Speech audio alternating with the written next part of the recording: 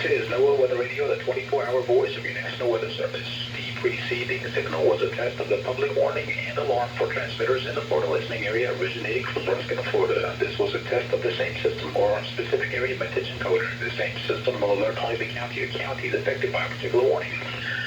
These tests are conducted each Wednesday between 11 a.m. and noon, and again between 6 p.m. and 8 p.m. unless severe weather threatens. This concludes the weekly test. We now return to regular programming.